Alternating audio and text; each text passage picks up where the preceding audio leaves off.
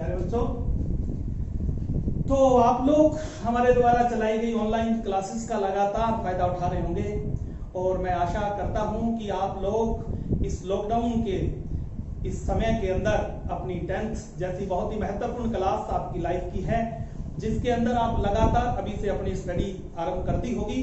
और इसी के लिए हम लोगों ने बहुत जल्दी आप लोगों की ऑनलाइन क्लासेस आरंभ कर दी थी, ताकि आपकी स्टडी के अंदर कोई व्यवधान ना आए, ज्यादा लंबे समय तक आपकी पढ़ाई डिस्टर्ब ना हो। इसके लिए ऑनलाइन क्लासेस आरंभ की थी और मैं आशा कर रहा हूं कि आप लोग लगातार साथ साथ अपना जो गृह कार्य दिया जा रहा है, जो क्लासेस लग रही है, उनके माध्यम से अपनी स्टडी जारी रखेंगे। तो हम लोग माध्य ज्ञात कर रहे थे और माध्य के अंदर हम लोगों ने मीन ज्ञात किया था। मीन ज्ञात करने का प्रत्यक्ष विधि यानी डायरेक्ट मेथड 17.2 और 17.3 में पढ़ा था, जिसका फॉर्मूला आप लोगों ने लास्ट में यूज किया सिग्मा एफ एक्स बटा सिग्मा एफ, यानी sigma F x over sigma F वाले फॉर्मूले से आप लोगों ने प्रत्यक्ष विधि से डायरेक्ट मेथड से मीन यानी माध्य ज्ञात किया था। आज हम लोग थोड़ा आगे बढ़ते हैं तो माध्य ज्ञात करने की अगली विधि, जिसको हम कल्पित माध्य विधि कहते हैं, यानी डेविएशन मेथड से मीन ज्ञात फाइंड करना है। तो डेविएशन मेथड से मीन यानी कल्पित माध्य विधि से माध्य कैसे ज्ञात किया जाता है, वो आज हम लोग अध्ययन करेंगे। तो आपको इस प्रकार का कोई डाटा बारंबारता सारणी दी हो, यानी फ्रीक्वेंसी डिस्ट्रीब्यूशन अगर आपको कोई गिवन है और उससे आपको डेविएशन मेथड से मीन फाइंड करना है, यानी कल्पित माध्य विधि से माध्य ज्ञात करना है, तो उसके लिए आपको सबसे पहले इस x में से किसी एक नंबर को, किसी एक संख्या को आपने कल्पित माध्य मानना है, यानी अज्यूम्ड मीन आपने मानना है, कल्पना करनी है। तो वो अज्यूम्ड मीन आपका क्या होगा?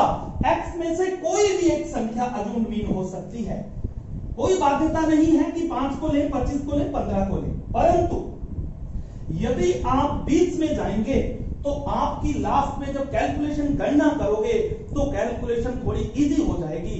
इसलिए जब हमें मानना ही है तो फिर क्यों ना हम बीच में मान लें कि हमारे को लास्ट में गणना करनी थोड़ी आसान हो जाए। तो हम इस x में से एक संख्या को अज्यूम्ड मीन कल्पित माध्य माना, हमारी बीच में संख्या 15 है। अब एक बच्चे का मन में डाउट पैदा होता है कि सर अगर बीच में 2 होती तो फिर अज्यूम्ड मीन किसको लेते, कल्पित माध्य? फिर दोनों में से किसी को ले लो, कोई इफेक्ट नहीं। वो तो बात मैंने आपको पहले ही बता दी कि इसमें से किसी भी नंबर को, किसी भी संख्या को माना जा सकता है, बस थोड़ा बीच में जाएंगे तो गणना लास्ट में थोड़ी आसान हो जाएगी।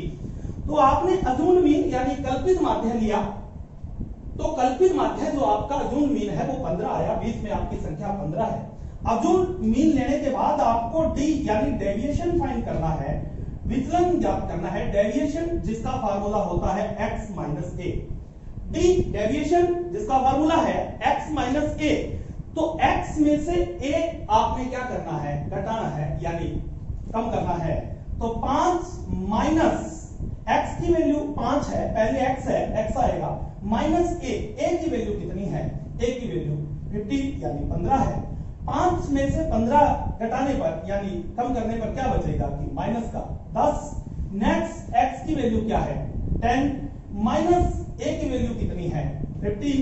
a की वैल्यू एवरी टाइम हर बार 15 ही रहेगी।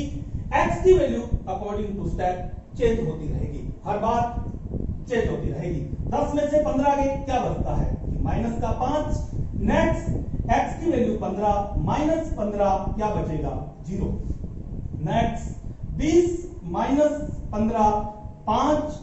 नेक्स्ट 25 माइनस 15 क्या बचेगा? 10। ये आपका डी फाइन हो गया, डी ज्ञात हो गया। अब आपको डी ज्ञात करने के बाद प्रत्यक्ष विधि में आपको याद हो रही, प्रत्यक्ष विधि में आपने f और x का मल्टीप्लाई यानी गुणा किया था। इस विधि में, इस मेथड के अंदर आपको f और d का मल्टीप्लाई करना है। पहले d फाइंड करनी है, d ज्ञात करनी है।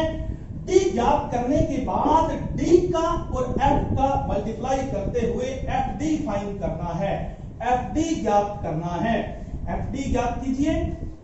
4 f की वैल्यू 4, d की वैल्यू है -10, तो 4 और -10 का मल्टीप्लाई यानी गुना किया तो क्या आएगा? -40 प्राप्त होगा। नेक्स्ट x की वैल्यू क्या है? एफ की वैल्यू 3 और डी की वैल्यू है -5, तो माइनस का 15 प्राप्त होगा। 2 का मल्टीप्लाई 0 से किया 0, नेक्स्ट 6 का मल्टीप्लाई 5 से किया 30, नेक्स्ट 5 का मल्टीप्लाई 10 से किया 50। अब आपने इसका सम करना है यानी इसका योग करना है। परंतु एक बात आपने माइंड में रखनी है क्या, कि जब ऐसी स्थिति हो तो ऋणात्मक, नेगेटिव और पॉजिटिव नंबर्स अलग अलग ऐड किए जाते हैं। नेगेटिव जो ऋणात्मक है वो माइनस के 55 बनते हैं, 40 और 15 -55, और जो धनात्मक यानी जो संख्याएं हैं वो कितनी होगी, प्लस की 80 है। तो यहां पर लिखेंगे -55 प्लस 80, दोनों में से जो बड़ी है उसमें से छोटे वाली कम कर देंगे, तो 80 में से 55 के क्या बचा 25। बड़ी नंबर जो है वो प्लस का है तो प्लस के 25 इसका सम होगा, इसका योग होगा प्लस 25।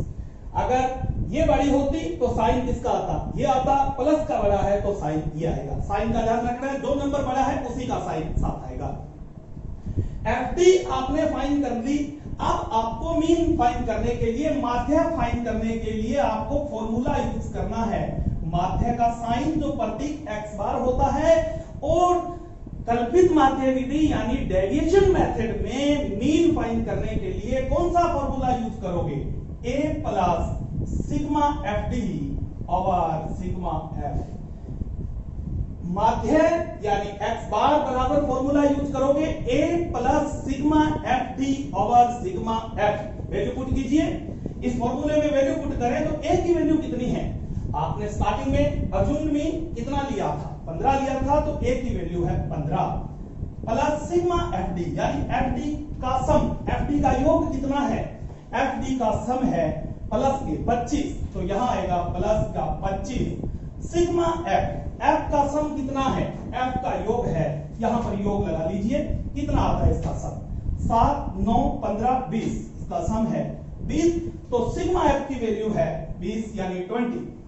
15 प्लस 25 ओवर 20, 15 प्लस 25 बटा 20, दो मेथड है, इनको एलसीएम लेकर सम कर सकते हैं, या 25 को 20 से डिवाइड करने पर जो आंसर आएगा वो 15 में ऐड कर दिया जाएगा, योग कर दिया जाएगा, तो फाइनल आपका मीन 5 हो जाएगा।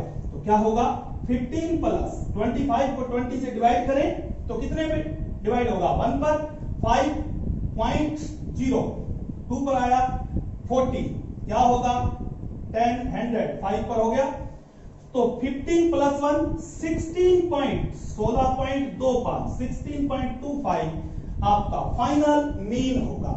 ये है मीन फाइंड करने का, माध्य ज्ञात करने का डेविएशन मेथड यानी कल्पित माध्य विधि।